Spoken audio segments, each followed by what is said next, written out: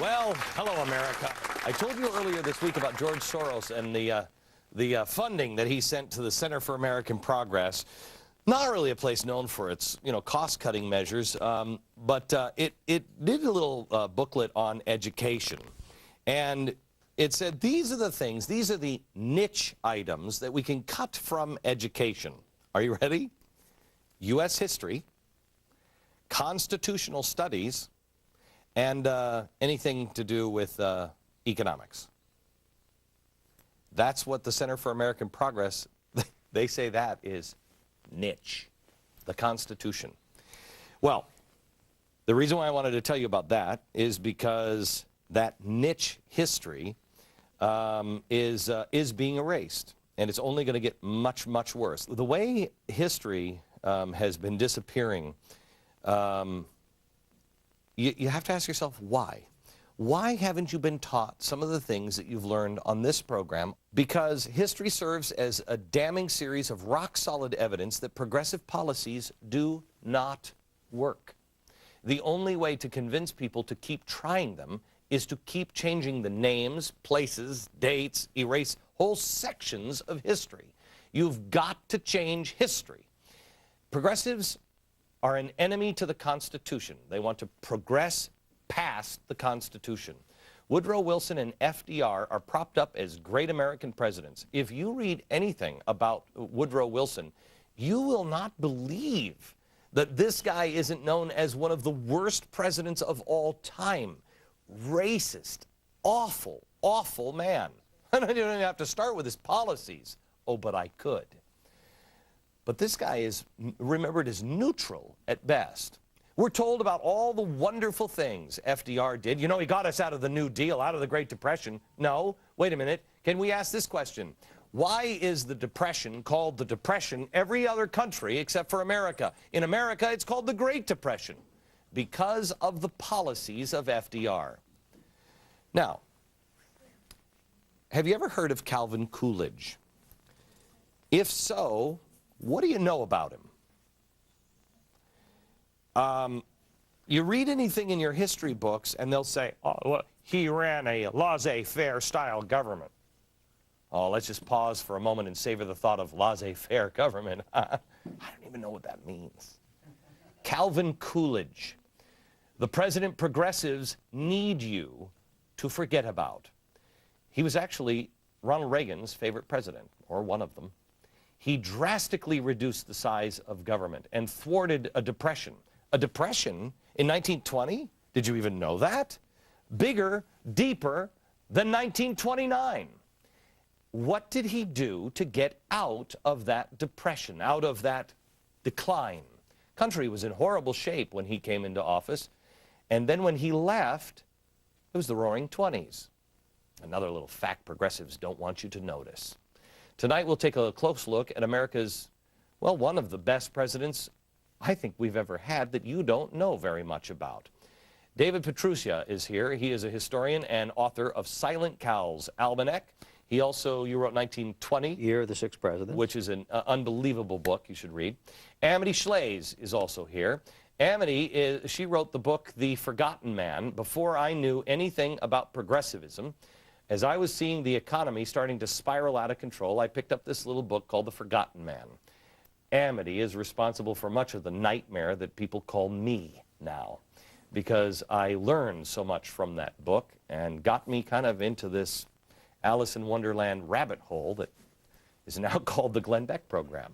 She is a senior fellow at the Council of Foreign Relations, which I believe is evil. And she is a contributing writer to a new book, Why Coolidge Matters. And you're also writing a new one on Coolidge, just called Coolidge, right? Yes. Why the heck would anyone care about Calvin Coolidge?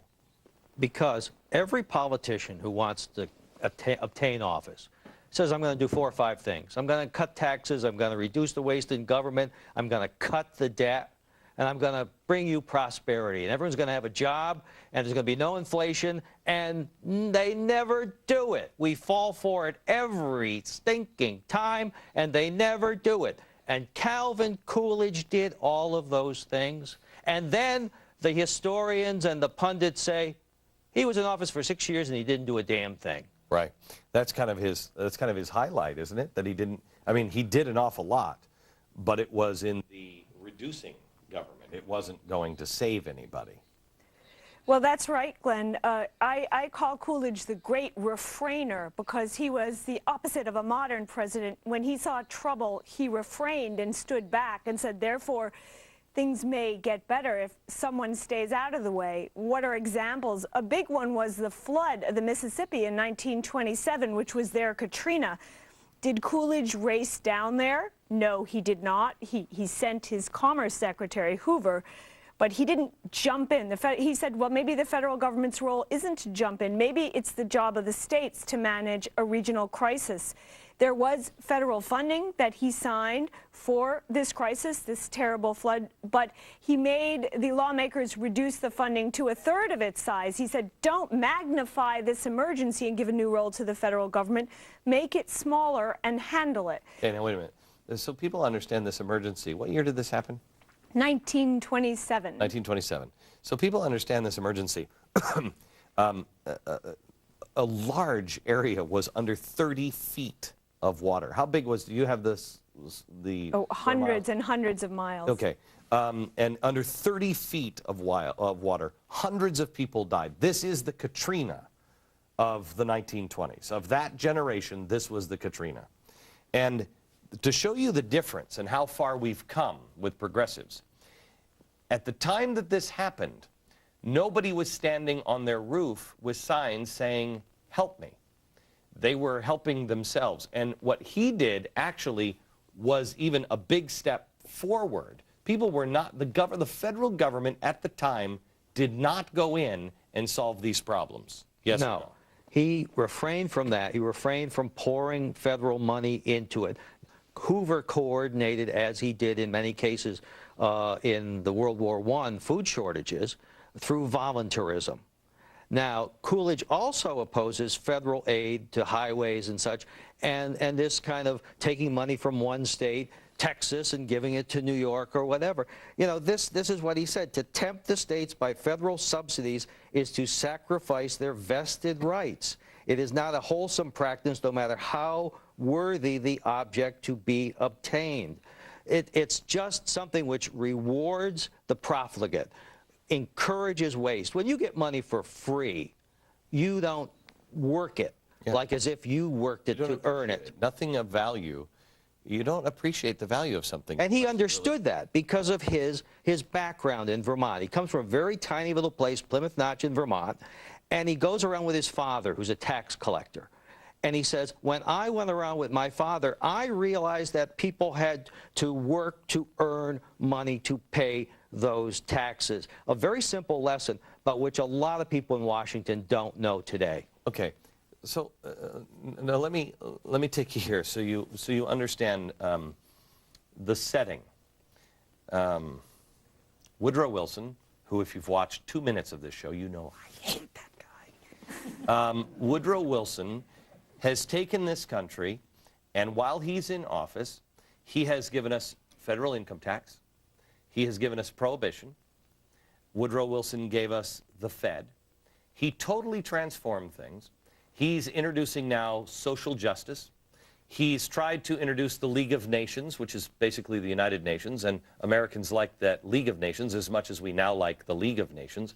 It was through trickery and progressive tactics that got the United Nations through. They learn. That's what progressives, one thing they do is they learn which devices work and which don't.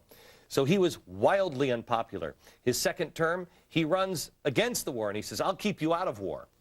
In January, he is sworn in, and I think it's the next month.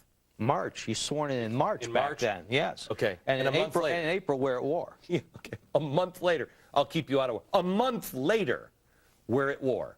Then you have the plague, the epidemic, the flu epidemic that wipes people out. Guys start to come home, and the economy, all of this stuff has happened. I mean, America has been traumatized. And Woodrow Wilson is the time now incapacitated. He's had a stroke, and his wife is actually holding the... Nobody in Congress has even seen him for about a year. His wife is signing all of the documents for... It's crazy town. Reason why I tell you this is, does any of it sound familiar? America had been fundamentally transformed in a very relatively short period of time, and Americans were freaking out. When Wilson gets in, the income tax is 7%. Right, and then it goes during the war at 77. I think they take it down to 70 when he leaves. That year is also a year of tremendous strikes. It's one of the great strike-ridden years of labor unrest in the country, and it's also a year of domestic terrorism. That's when you had the Wall Street bombing, which has been, you heard about with the Times Square bombing, and also you had bombings of the Attorney General's office, of his home, which ends up blowing body parts into the roof of the next door neighbor's house, or across the street, Franklin D. Roosevelt. I mean, things are a mess. And what is Wilson doing? He's obsessing about a new world order, the League of Nations, creating this thing, this sort of Philip Drew administrator world situation, and ignores this thing as the country is going to hell in a handbasket. Okay, so America is freaking out, and they know they don't want any of this progressive nightmare, and so they have to change presidents. And they vote for Warren G. Harding. He serves how long? He serves until August 2, 1923. Okay. When he dies of a heart attack. There's one event here that we're missing, which is there was a police strike in Boston at this time, an example of new union power and progressive power. And the policemen were underpaid, so it was a compelling strike. But Coolidge, the governor overseeing the police commissioners, said, these people are striking and we're having trouble in Boston. Chaos, people being hurt, maybe killed. And he said there is no right to strike against the public safety by anyone, anywhere, anytime. This was Governor Coolidge, and the country heard and said, someone has drawn the line. The unions can only go so far and not farther. There's no right to strike against the public safety, and that woke the country up. Look at the similarities here. Look at the mid-1900s, or 1916, 1970 to 1920. Look at that time period. The 1930s under FDR, another progressive. Then you go to the 1960s under JFK and especially LBJ.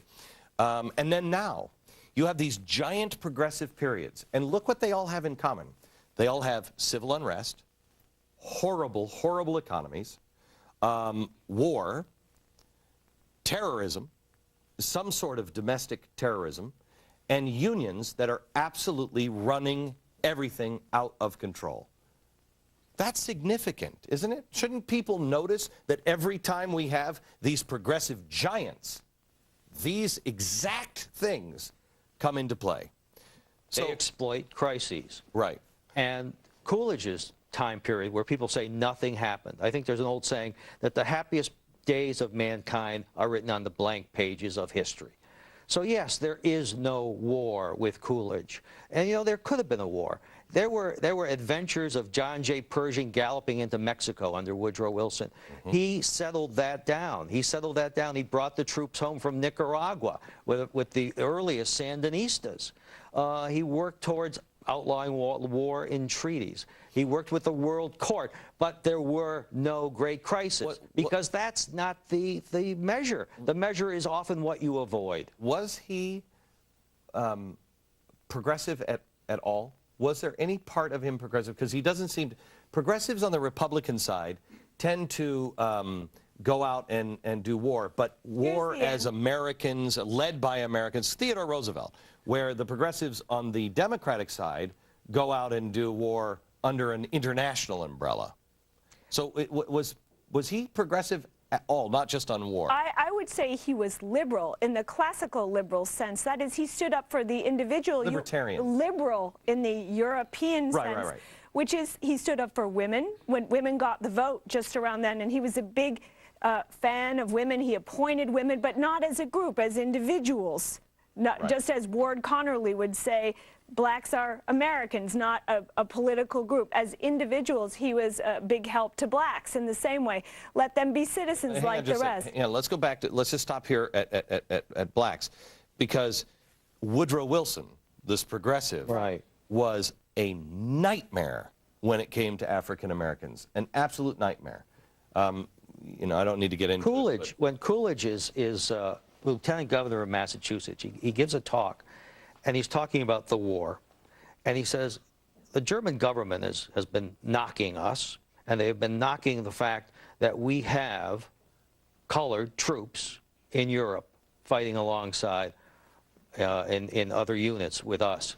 And I would hope that when we finally accept the surrender of the Kaiser's government, we will have a contingent of colored troops around.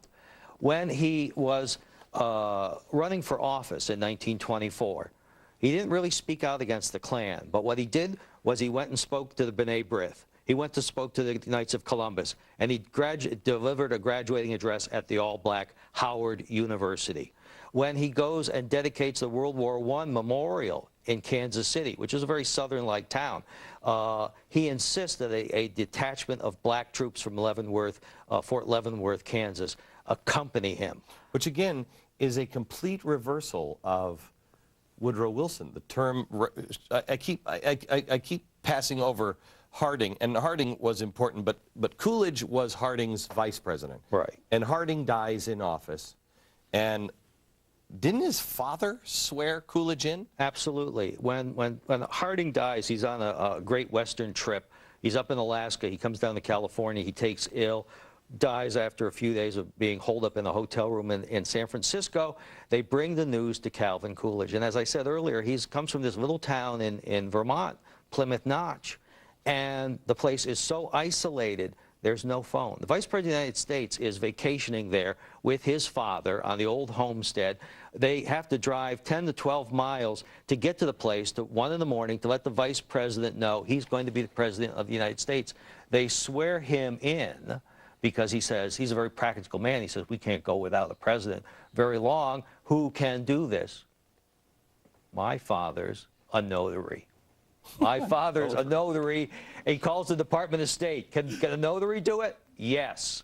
And they eventually do it again, just in case, but they do it by kerosene light. There is no electricity, no phone at this place. This is really important that it's kerosene light, and I'll explain why, and I think it will give you a little hope on what we're facing today. We see the parallels on the setup, and remember, kerosene lamps. I'll give that to you next.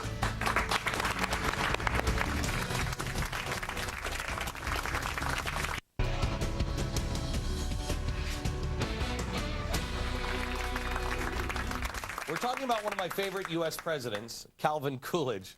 This is a seat cushion. Oh, there's some presidents' faces that belong, well, never mind.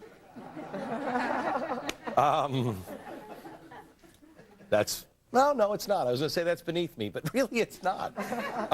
We want to talk about Calvin Coolidge, and if you want to learn more about him after this show, log on to glennbeck.com and sign up for the Insider Extreme account. We have a brand new special posted on the website today called The Truth About Calvin Coolidge. It's at glennbeck.com. Do it now. We're back with Calvin Coolidge biographers, David Petrucia, and also Amity Schlaze. And I want to talk here where we left it off.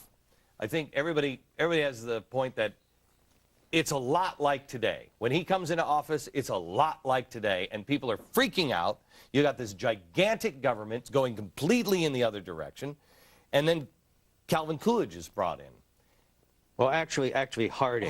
Harding, and the taxes are cut under Harding, like from 70 to 56%, and then Coolidge ratchets it up even more. And there's another guy named Mellon that's involved. He's the Treasury, Andrew J. Right, and he's the Carnegie Mellon guy. Yeah. Yeah.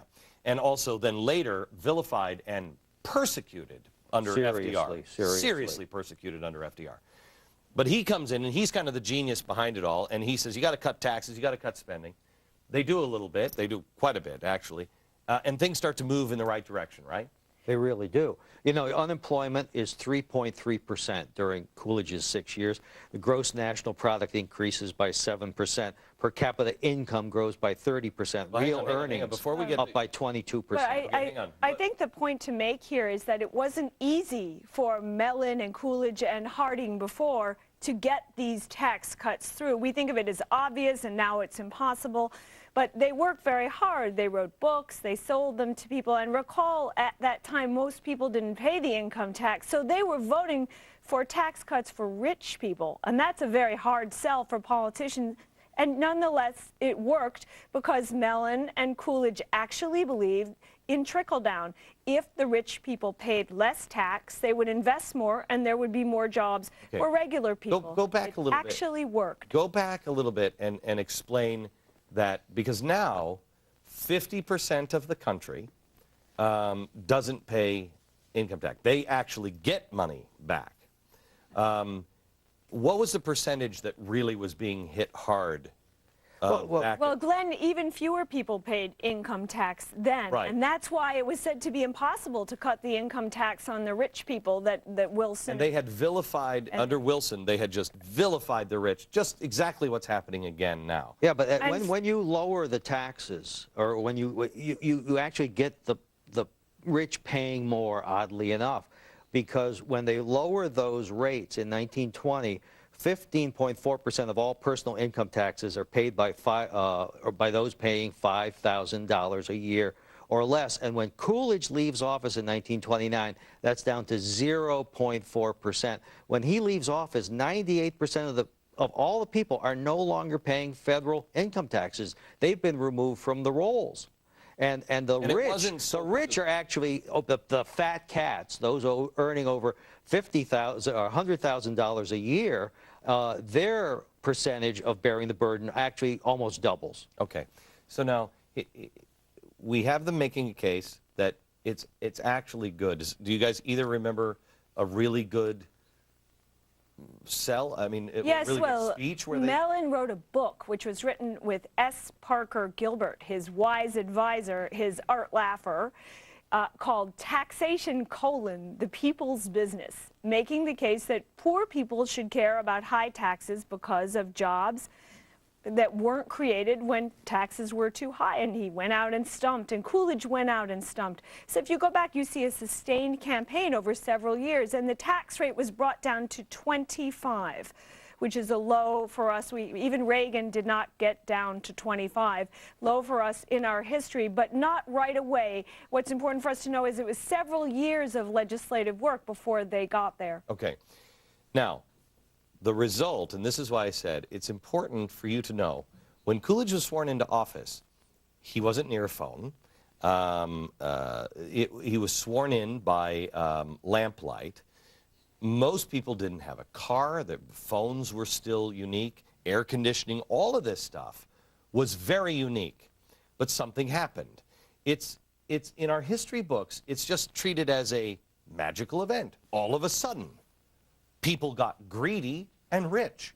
The Roaring Twenties. And that's really, would you say, raise your hand if you think that we teach the Roaring Twenties, or we view the Roaring Twenties, unless you start to do your homework, as a time that just magically happened, and people got greedy, and they were all rich, and they were all flappers, and they all went to the Great Gatsby house, and then it crashed, right? Is that what you'd say, what we all learn now? Okay. So that's pretty much it. The Roaring Twenties just didn't happen because of the government. They happened because the government withdrew. Now, right. What happened in those? Coolidge does not create that prosperity. Coolidge lets the people create the prosperity. Correct. And that's always the key. Harding starts it, and then Coolidge really cements it with Mellon. Yeah, he's single-minded. As Amity says, he's absolutely single-minded on By that. the time he leaves office, tell me now what the country is like. Before, it's nobody has cars, nobody has anything. 3 times as many cars. 3 times as many cars. And Electricity in half the country. Hold on just a second. Let me take a quick break, because I want to go into some of these stats, because I don't think America can understand the common man prosperity that came out of the Roaring Twenties. We'll give that to you next.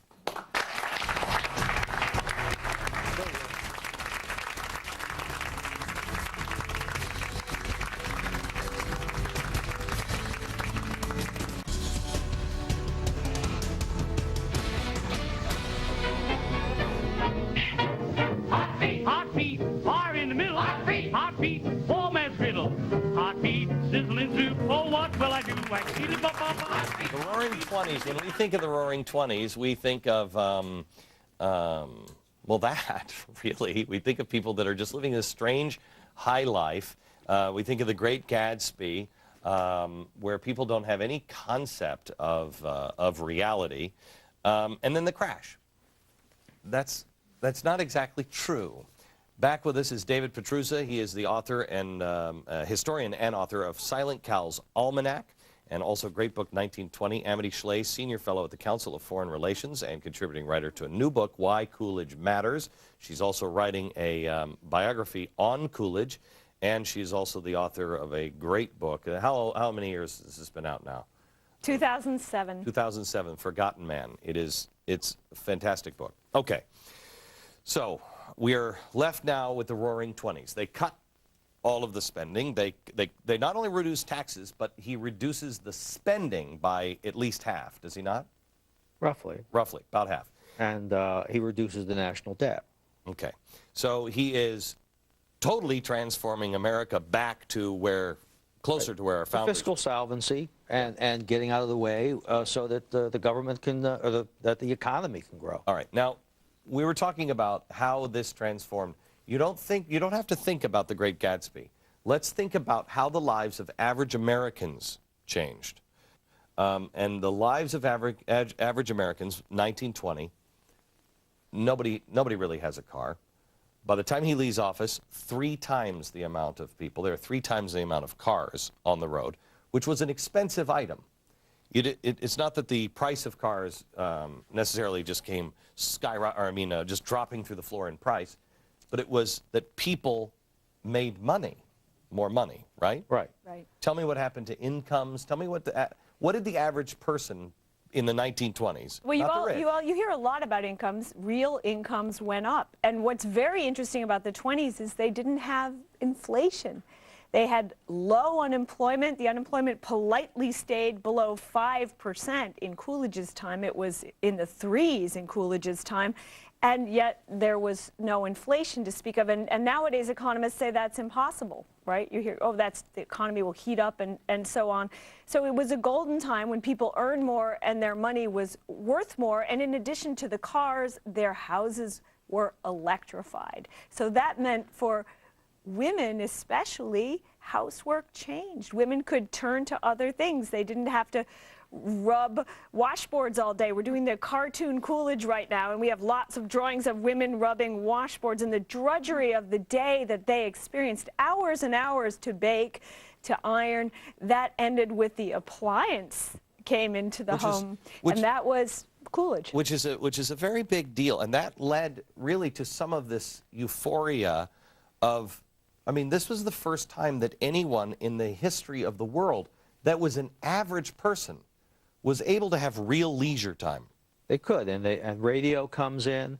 The movies are more and more popular. The average work week decreases by 4%, which when people are working 6 days a week and they're trying to get that down, that's a good thing as opposed to it being down 4 or 10% in 2010. And the funding and things which Coolidge talks about, we are not just having wealth for wealth. We want to have wealth for education, for charity, for culture. These are the things which really speak to civilization. Encouraging that to happen at the state level. At the state level. Which is education spending increases in the 1920s 4 times. Now, there's no federal money. There's no genius on the Potomac doing this. It's the people in school districts and at the state level doing it, and they're getting the job done in a wonderful way, and illiteracy falls by half in that decade. Okay, we're going to stop here and we're going to take a break, and then we're going to take you from 1927 to the Great Depression. What happened? It was going well. Is it that we had too small of a government? Back in just a second.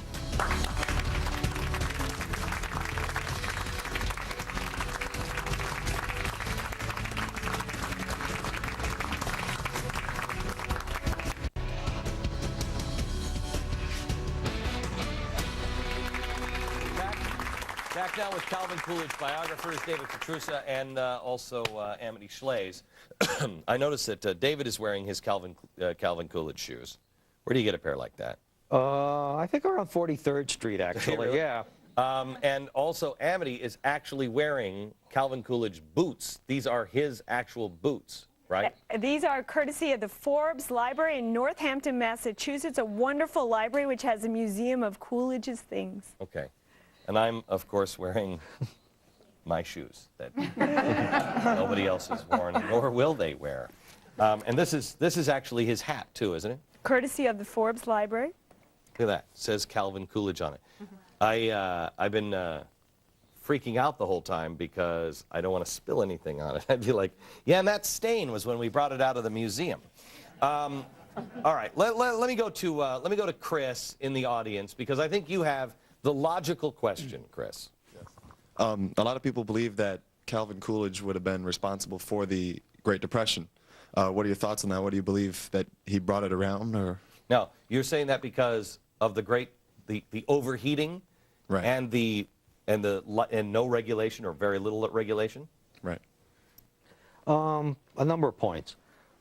One, depressions were cyclical, continue to be cyclical. They came about every 10 years or so. And the question was not whether they would come or not, but what do you do to get out of them? And in 1920, Harding gets us out, Coolidge gets us out. And 1930, we don't get out because of Herbert Hoover. I've read some interesting studies lately about Hoover talking about harping on speculation, which fueled the sales off in 1929. Whether it's a depression or not, or a Great Depression, whether it would have come back, unemployment had receded to 6% in June of 1930. Then they raised the tariffs, the Smoot-Hawley. Coolidge was opposed to that. They said, well, we can adjust it later. He said, that's the worst thing you can do. Creating uncertainty in the economy is the worst thing you can do. Don't do it. Which is what we're doing now. The Right. reason why people are not spending their money is because, does anybody here in the audience think we're past the worst of it? Yeah, okay. If you're running a business, are you thinking now's a great time to expand? No. Why? Because you know that, A, we're not past the worst of it, and why aren't we past the worst of it? Because you're not sure what the government is going to do next. Right. And so they could change all the rules on us. And one of the things that we used to mock was the phrase normalcy, which is a Harding phrase. He wanted, what was that? That was so boring. But now we have a new appreciation of it. He said, I don't want too much change so that we can recover from the wartime first and then the recession that they had. And Coolidge, too, believed in steadying the boat, continuity. He didn't fire the entire cabinet of Harding, even though Harding had been mired in scandal. He wanted, insofar as possible, to have continuity and little change so the economy could recover. This is the... There's also a question of, is the federal government responsible for the stock market? Is it responsible? And some people that say that's the state of New York, and that's Franklin Roosevelt. Okay. Here's what I think America, I didn't understand 2-3 years ago. When David said that depressions were cyclical, they were. It's the creative process. It comes up, it crashes, and it comes up, and it crashes, and it comes up, and it crashes. And we were having them about every 10 years. And we had them for every 10 years all the way along. As the economy started to grow, and as we were becoming more and more interdependent, it would happen because people would invent something new and it would totally transform everything and it would crash. That's why the Fed was introduced. Because, correct me if I'm wrong, because the argument to the American people, how they got it passed, was they said, you know, all these depressions, they got to end. And we'll be able to control it. We'll be able to make sure that the economy doesn't overheat, it doesn't get out of control, et cetera, so you won't have these crashes anymore. Well, we've had them about every 10 years. I contend that we've made things worse by having the controls set in. All right, back in a minute.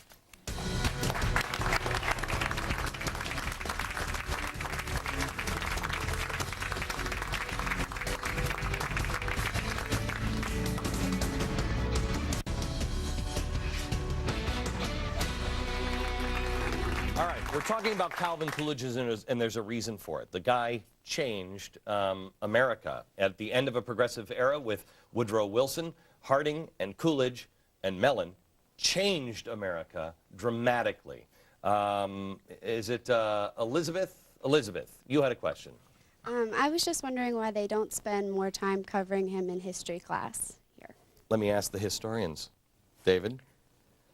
The New Deal historians really dominated the market for probably half a century. Us conservatives are catching up now. But they had to not only build up FDR, they had to denigrate Calvin Coolidge. And I think that's a big part of it. Amity? I think, you know, they didn't really pay attention to the economics of the 20s in order to make the New Deal look more necessary, as David is saying. If the 20s were all right, then the New Deal wasn't as necessary as alleged. That's the problem. You know, Amity, I have to tell you, your book, The Forgotten Man, and David, 1920, I mean, opened my eyes to a lot of things that it just seems like, I mean, I am, as you know, in fact, I think, Amity, I haven't seen you since you wrote this. You defended me in an article at one point, and I thank you for that. As you know, historians, they've demonized you guys, and they demonize me. And what in that article that you wrote, why did you say that they do that? Well, the Academy is a guild. They're a club, the teachers, and they're a nice club, and they teach well, but they don't want new entrants. That's what a guild or a monopoly or a cartel is. So when someone comes from outside and says, I challenge you, and say, well, maybe here's another answer, here's another program, they tend to bristle. So that's setting aside right and left. And for too long, we've had one franchise, one guild, professors with tenure from universities, and lots of people can write history. Journalists can write history, radio hosts can write history. We can all learn history in a lot of different ways. I'm working very hard now making a cartoon book of The Forgotten Man and a cartoon Coolidge to go along with the serious volume of Coolidge, because people like graphic novels too, and people who don't read 400 pages still learn. So we have to open it up a bit. That's why they David, do you think this is changing, that history, because you just said Absolutely. Conservatives are taking it back. I think there are people popping up all over. Amity, Burton Folsom, Larry Schweikert.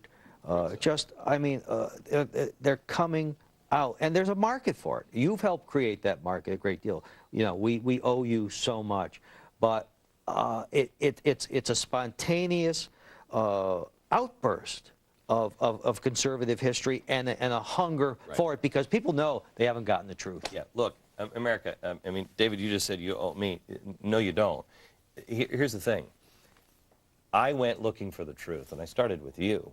And I started looking for the truth because nothing made sense to me. Nothing made sense. I was like, how did we get here? How did we get to a place to where we hate our founding fathers and Constitution doesn't matter and everything else? How did we get from there to here?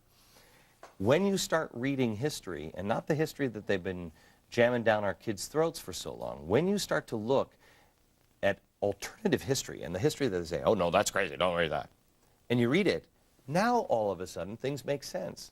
Now you say, oh, wait a minute. They say that's not true, but if I just put that one piece into history, all of a sudden, where we are is beginning to make sense. I can see how we got there. So I personally think that the American people know it in their gut. They know something's not right. We haven't been taught the truth, and they're seeking it.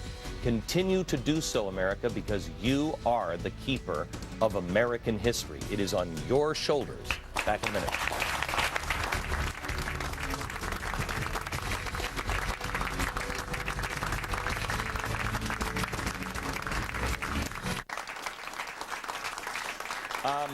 If you think this show has been controversial before, the next couple of weeks are going to be a wild ride, and I invite you to join me. Next week we're doing, is it 2 or 3 episodes? I don't know if we've gotten it down to just 2 episodes, called America Revealed.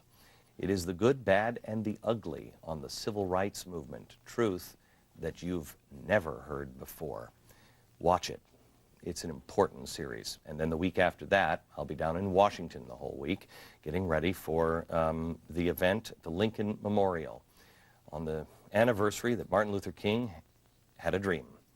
8/28, that's a Saturday morning, August 28th. Welcome to the Glenn Beck program. Tonight, something very exciting. I'm going to take you back to 1930 and the Smoot-Hawley Act. Yeah, I know what you're thinking. Is it sweeps week again? Yes, yes. We could go with hot chicks in bikinis. Nope, we're going to talk Smoot-Hawley. At the time in 1930, it seemed insignificant. It was just to protect trade. I mean, who could possibly be against that? It raised tariffs on imported goods to record levels. The problem? It caused the rest of the world to retaliate and put tariffs on all of their stuff shipping over here. Trading suffered and everything kind of spun out of control. Then the economy suffered. Unemployment went through from 7.8 when the Smoot-Hawley tariff passed to 16.3. I want to show you a chart. This is the Great Depression. This is the beginning of it. Here's the crash of 1929 coming here, and here's Smoot-Hawley. And you'll notice that after this passed, what happened? The market just started steadily, gradually going down. Severe decline in the market that lasted more than a year.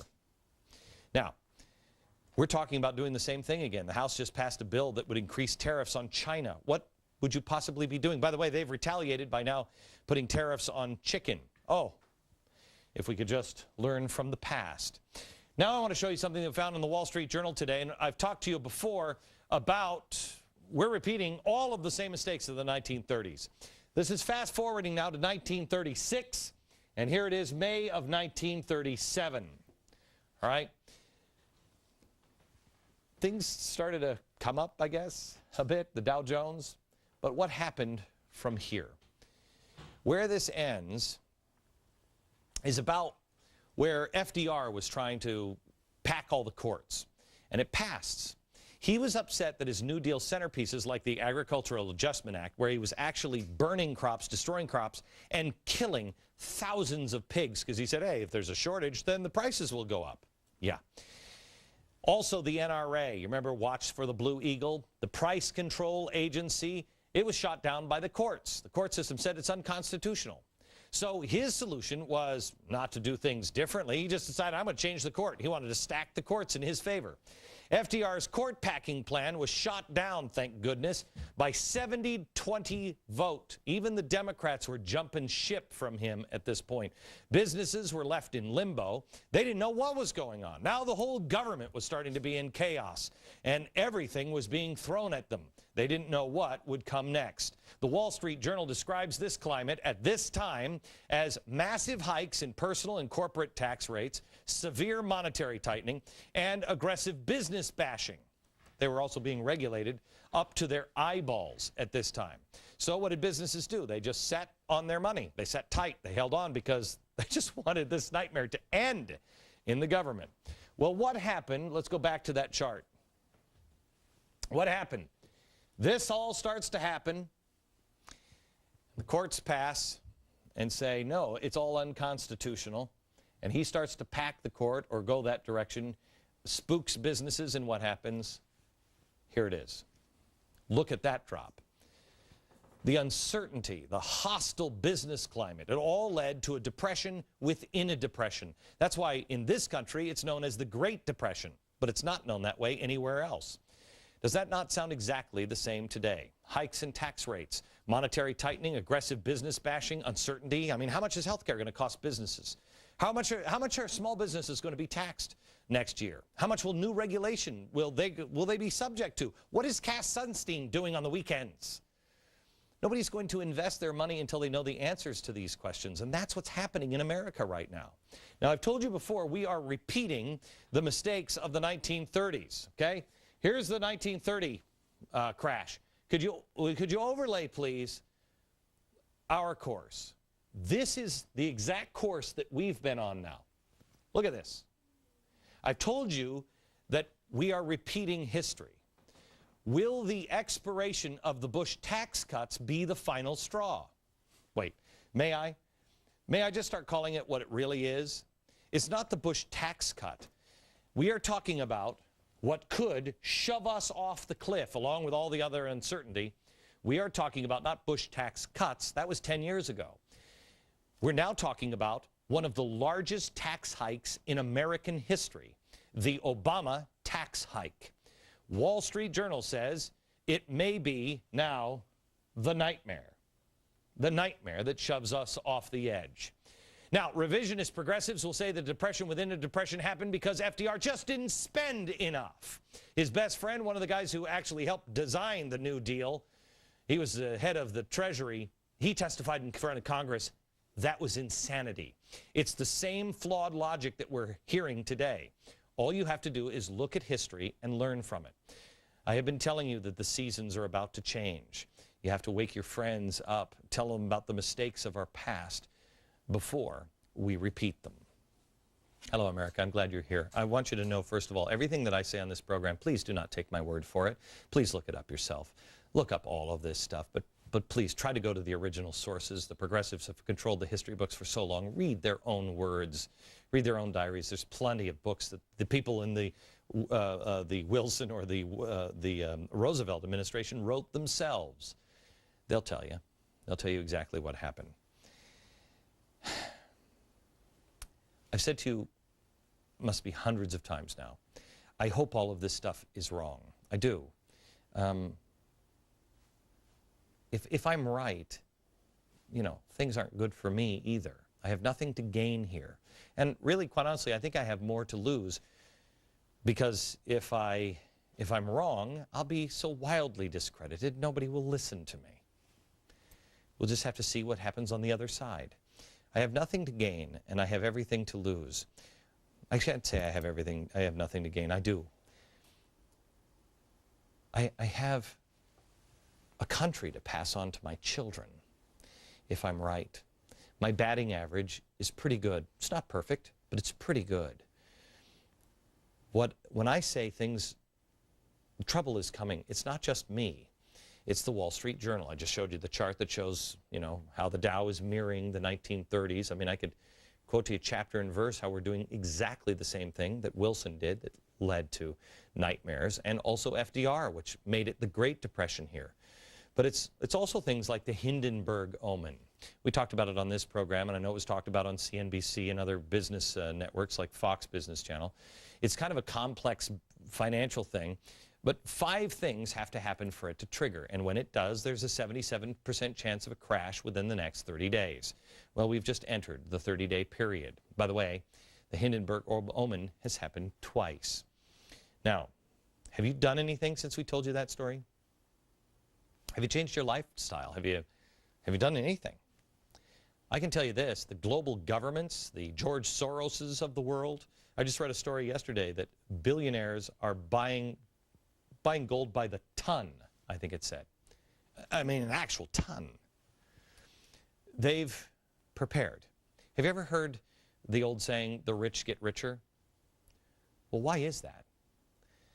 Well, because they have access to information that you don't have, and because they prepare. Well, there's no excuse for you saying you didn't have access to that information anymore.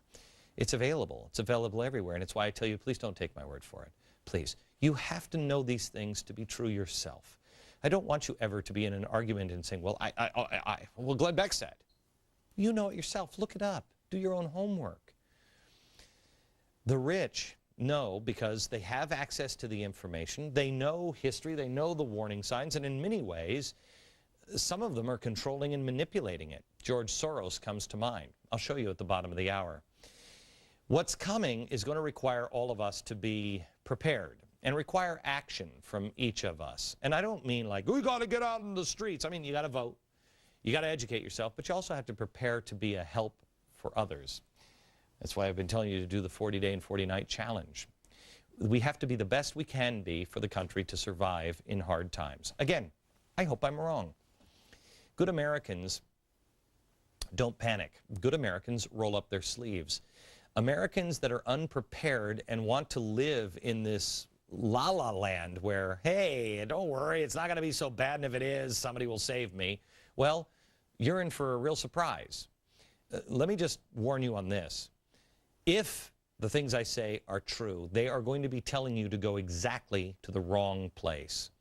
You don't go where the government tells you to go, because that's usually where all hell breaks loose. I mean, wherever that is, it'll be as safe as, well, I don't know, the Superdome. Remember how safe that was? There were those who prepared and those who got out, those who couldn't get out and were trapped, and then there were those who said, well, somebody will save me. I refuse to be the American on my roof. Please make that commitment to me, to yourself, to your children. Be somebody who goes, gets a boat, and helps other people. Not somebody on the roof making a sign that says, help us. Because usually the ones who come to help are from the government. And they're not really to help. They're there to help themselves, usually. I want to show you something. They say that imitation is the sincerest form of flattery. Well, I'm so flattered at what the White House is doing now. They aren't using a chalkboard. This is a totally different idea. This is a whiteboard. And they're using it to make their point here on the Bush tax cuts. Okay, this is Austin Goolby. He's the president's chair on the Council of Economic Advisors. Watch what he says. What I wanted to do today is just break it down real simple so you can understand exactly what the debate is about. Okay. Come on, Homer. He's going to break it down. Now, you might think that you had a decent grasp on the concept of tax cuts and tax increases, but maybe not. Listen. What I've done here is we got a ruler and measured out the size of the tax cut, is how big the circle is, by your income, which is listed at the top, from low incomes up to people who make more than $1 million a year. Okay. So what he's done here is he's taken out a little ruler, and I didn't take out a little ruler, but I think you get the idea. These are the things that George Bush did. These are the tax cuts. And so George Bush did this. If you made $10,000, you got a tax cut. I don't know how you got a tax cut, because if you're making $10,000, you don't pay taxes. So what George Bush did is he took some of the money. That's almost like a progressive thing to do for a Republican. That's strange. He took some of the money here, and he gave some of the redistribution of wealth. He gave money to people who didn't pay taxes. Okay, so these are the tax cuts that George Bush gave everybody. All right? Just so you understand that. And the concept of people making over $1 million having a bigger circle than those making $10,000, they pay $100,000. These pay nothing. But you notice they have a circle. I mean, he's almost lost me here, but I think I may be able to keep up. Go ahead, Austin. Obama would preserve a couple $1,000s a year tax cuts for virtually all Americans, and even for people who make a lot, they get to keep the tax cut on the first $250,000 of their income. Wow! Oh, wow! They're living pretty, aren't they? That's so generous. Austin, really, the concept to be able to keep your money that you've worked hard and earned and not have the government just come in and take it? Oh my gosh, you have such a big heart. Doesn't he? Now remember, he's changed the conversation. Obama will preserve these tax cuts. That's really interesting. What is he saying? Obama's not going to take the money from you. Because remember, they're flipping this around. We're not talking about tax cuts. We're talking about tax increases. Don't look at these as what you're going to get. That's what are they going to take? You already have this money. You've got it. He's going to preserve these tax cuts.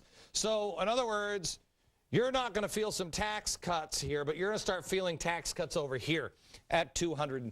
I know he's not going to break his promise, so I'm sure it's not 200, but $250,000. But that's the kind of big heart they have. They're going to let you keep some of the money. But wait, there's even more.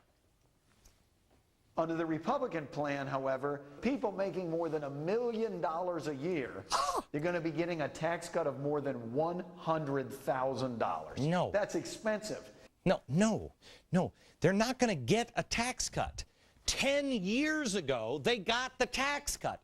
10 years ago. It's not a tax cut they're going to get. They're going to have a tax hike. Got it? See, this is where I like to break it down. Austin. May I squeeze in here? And anybody who else is, any of the Marxist-minded officials in the administration, so maybe you can understand it. It's not a tax cut of $100,000. The GOP plan is that, again, nobody would increase taxes by another $100,000. Now, what do these evil people that make $1 million a year, what do? Well, they certainly don't start businesses. No. They certainly don't hire people. No.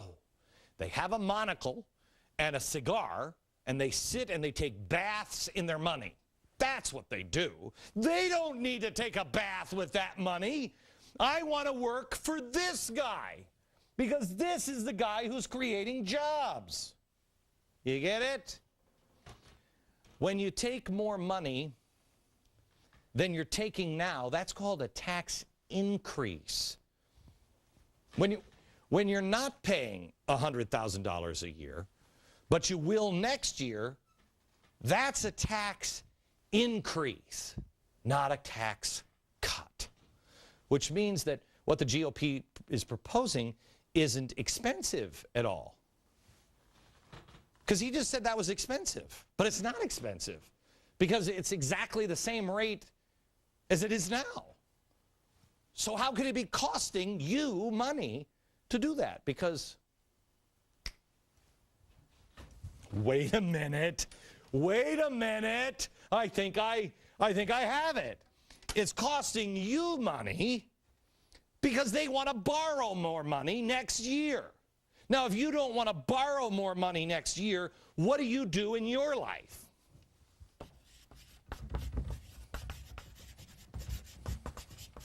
That's what you do, but that's not logical. That's just what you people do. Okay? So the tax cuts that they've had for the last decade would be preserved. Yours, theirs, everybody. They wouldn't be taking more money. Okay, go ahead, back to Austin. Giving these big red eggs to the very high-income people would cost $700 billion that we would have to borrow to give it. Why would you borrow money? Here, just don't take it. See, you're not giving it, you're just not taking it. I don't understand. This mindset's really frustrating for simpletons like me. Austin, the money Americans earn is not yours. It's not the government's money. You don't take it and then have to borrow money to give it back. What are you talking about? You're proposing taking more money from them. That's what it is. Let me show you something. Forget the little bubble thing. Here's what it is. The GOP plan, or really the Tea Party plan here, because it's less GOP. Remember, GOP is, anyway. Here's the government. As long as the government has a little ball and chain on it, when you make money, digging ditches or whatever it is you do, they don't take more money. So you keep the money you've earned. It's crazy. Here's Obama's plan. You with the shovel, but wait, where's your money? Oh, the big fat government guy just took it from you because he's giving it to somebody else. Yeah, maybe a union guy or something like that. What this is they take more of your money to spend it on the people that they like. Not you keeping your money and spending it on what you like. Let me tell you a story. My son, when he was, 2, we had some friends over, and one of the friends' name was Justin. And Rafe loved the Star Wars lightsaber. And so he took the lightsaber and he's like, it's mine. And my wife and I, Tanya, we'd have to intervene and say, no, Rafe, you don't take it. That's not yours. It's Justin's. Well, it took a while to repeat that, because he was 3. Rafe learned the lesson, and it's an important concept, that what other people have is not yours. It's theirs. It'd be helpful if somebody in Washington could learn that. These aren't your toys, Austin. These aren't your toys, President Obama. This isn't your money. We'll finish this lesson. I hope I haven't lost you. Pretty complex. When we come back.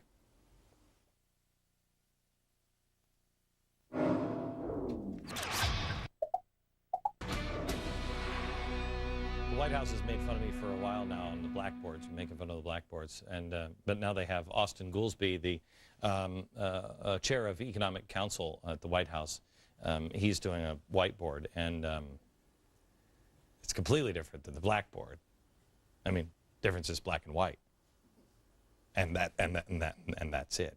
But he wants to show you how he can tax you. Or, I'm sorry, save you money. He seems to think that money, your hard-earned money, and mine, is his, and the money for his government friends. Even some of the president's staunchest allies, like Chris Matthews, understand a very basic principle. Here's Chris. He should stop saying that giving people tax cuts is giving people money. It's their money. A tax cut is when the government doesn't take our money. It's an important distinction. Yeah. Okay. So as for costing $700 billion, how can it cost anything when the money isn't currently coming in? Isn't that like hoping that you get a $700 a month raise at work, and then suddenly one morning you rush into your boss's office and tell him, you don't give me a $700 a month raise, it's going to cost me so much money, I'm going to have to borrow $700 every month. Well, why would you have to borrow $700 every month for money you weren't getting in the first place? Here's more of Austin breaking it down for us, though. If you ask objective economists and analysts around the country about what is effective, you will find that everyone agrees that these giant tax cuts for very high income people are the least effective thing that we can do. Really? Which objective economists are those? And everyone agrees. Am I a tax cut denier? Is that what it is? Is this like global warming and the consensus? I wonder what you mean exactly by objective. My guess, translation, because I speak bullcrap. I'm a recovering alcoholic. I spoke bullcrap for years. Everyone who agrees, the objective economists, are the ones who agree with president's agenda on everything. Economists like, Paul Krugman, who recently told a woman who asked him, why isn't there 100% tax on the wealthy? Now, that's a good idea.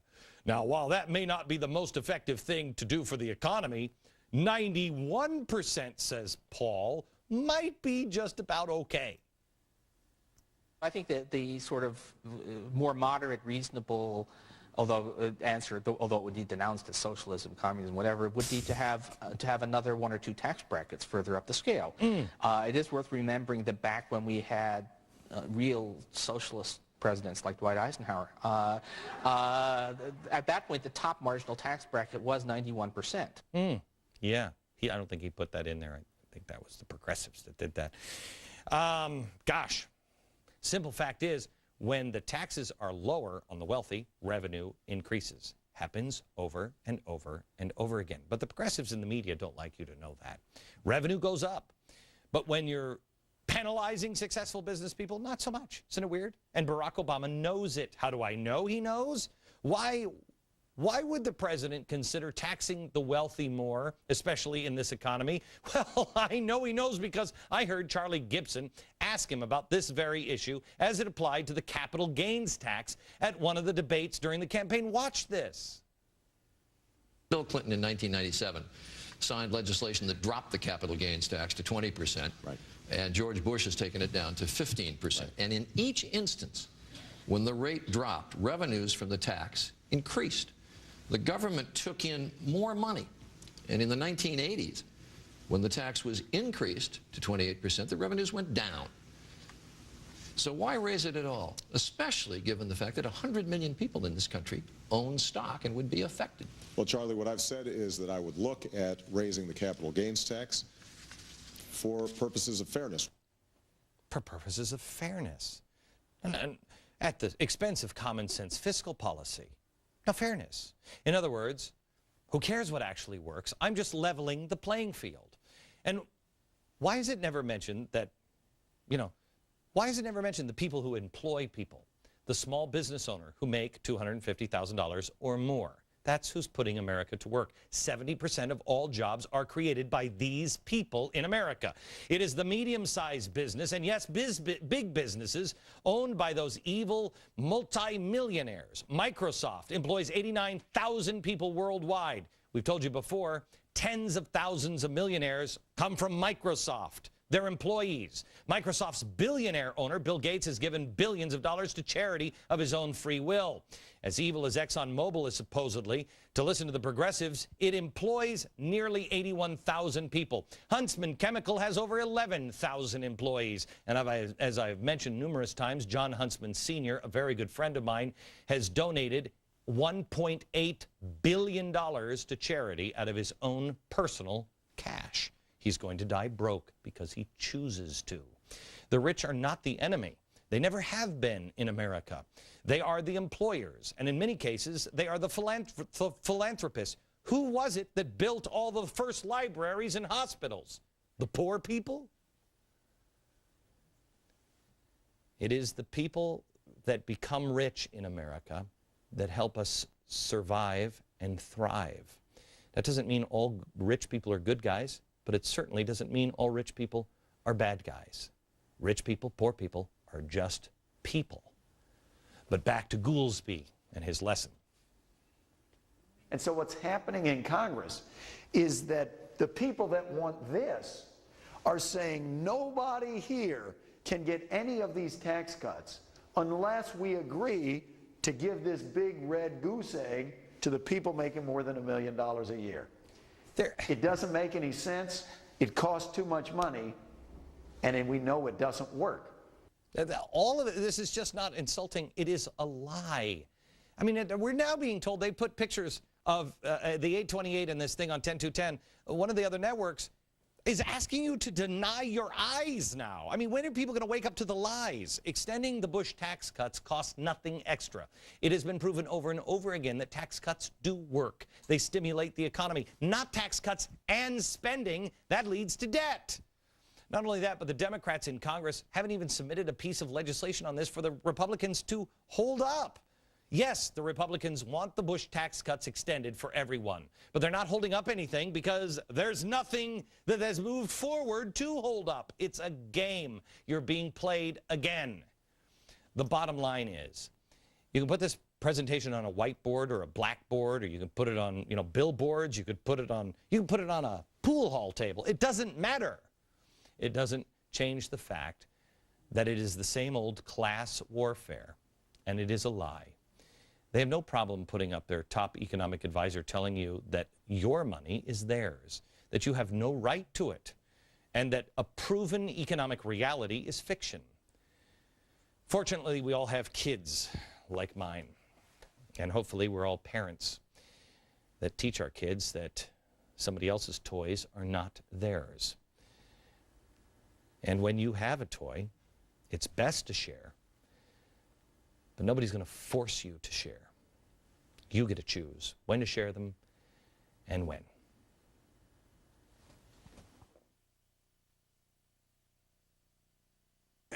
Now, I want to talk to you about an interesting trend that coincides with several of the world's largest currency collapses. A certain powerful billionaire, who kind of has a spooky voice, tends to find himself in the middle of it every time. And they're like, what? What happened? I don't know what happened. And he rakes in billions of dollars while speculating against and driving down the value of currencies. He's famously nicknamed the man who broke the Bank of England. His name? George Soros. Why need a star chamber when it's just me with spooky lighting in a room? What? He isn't shying away from the claim. No, he said, quote, "It is sort of a disease when you consider yourself some kind of God, the creator of everything, but I feel comfortable about it now since I began to live it out." Oh, and he's humble, too. Well, he's made a fortune by speculating in the world economy. In '92, he bet over $10 billion that he could attack the British pound. He was right, made over $1 billion. According to the Telegraph, Soros admitted that his actions had benefited no one but himself, and at the time claimed that the only thing that could save Britain was a common single currency. I wonder if we'll have that argument made soon.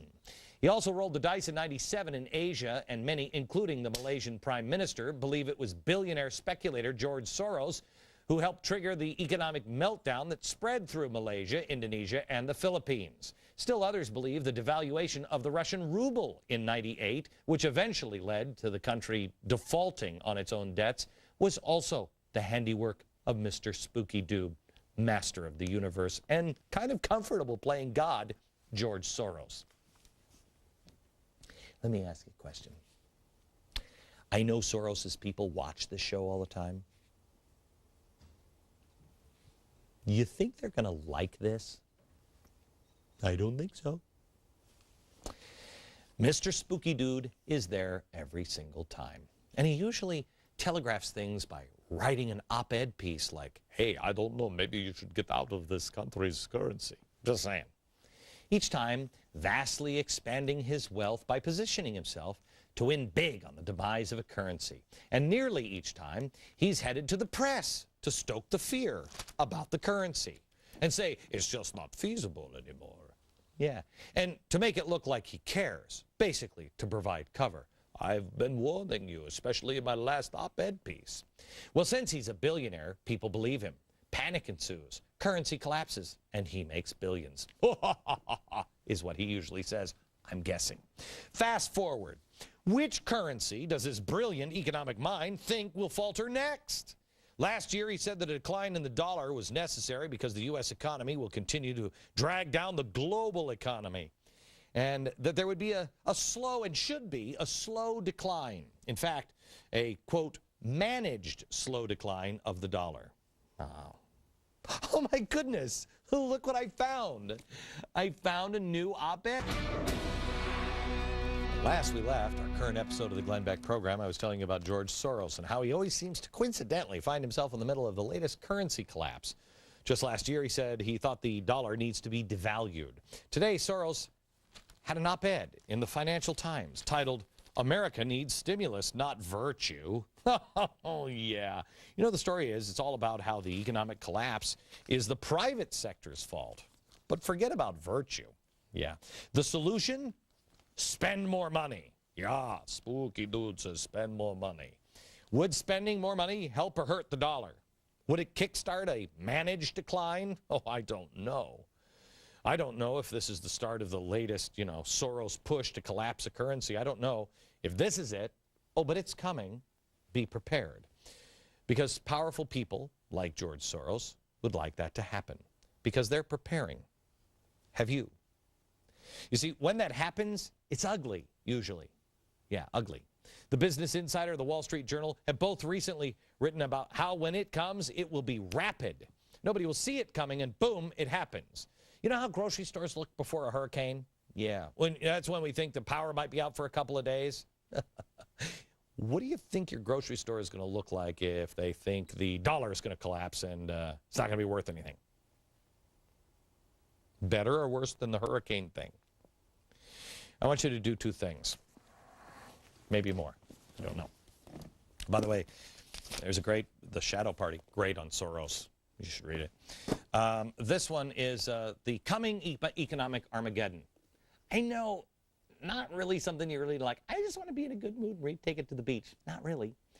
I want to warn you, I haven't read the entire thing. So in the end, if like the author is endorsing witchcraft, and I'm like, oh, I didn't know about the witchcraft thing. So I don't fully endorse the book. I endorse about this much of the book, and it's good. It makes a great case for what is coming and why is it coming in religious terms as well. You need to read it just in case people, get what they want. Then I want you to take the 40-day and 40-night challenge. We're going to show some people here in a minute who took the challenge and how it affected their life. I challenge you to do this because I know a lot of people are going to shrug it off and take it lightly and that's whatever. There's nothing more important than getting your house in order. Before you can fix a problem, and boy do we have problems, you have to get your own house in order. This book comes out in a couple of weeks. I've been working on this one for about a year. It's called Broke. The first third is, how did we get here? It's a history lesson. The second third is, how bad is the situation? And it's bad. And then this one is the solution. And when I say solutions, I don't mean what's politically feasible. I'm not talking about things that are like, well, just vote for the Republicans. I'm talking about the things that nobody wants to face, but we have to face, real solutions. I don't want you to lose hope because nothing is inevitable.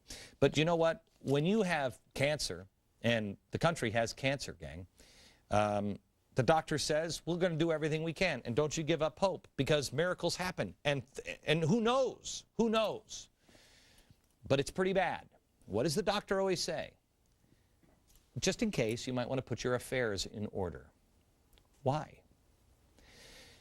Well, in our case with the country, it's not because we're going to die, but because the country is going to go through tough, tough times, and you need to be prepared so you can be assistants of others. Whatever comes, we're going to be there on the other side of it, and we'll be there together. But if we prepare for it, we can come out restored and ready. You want to put yourself in a situation so, you don't go to hell. You know what I'm saying? Put your affairs in order so we don't have to experience hell on earth. Which one sounds better to you? Just denying it and saying, oh, this guy on TV, everybody says he's a clown and he's crazy. Or doing your own homework, investigating, seeing if there's a possibility that these things could possibly happen, preparing yourself for the 40-day and 40-night challenge, and then hoping for the best. I've made my choice. Have you?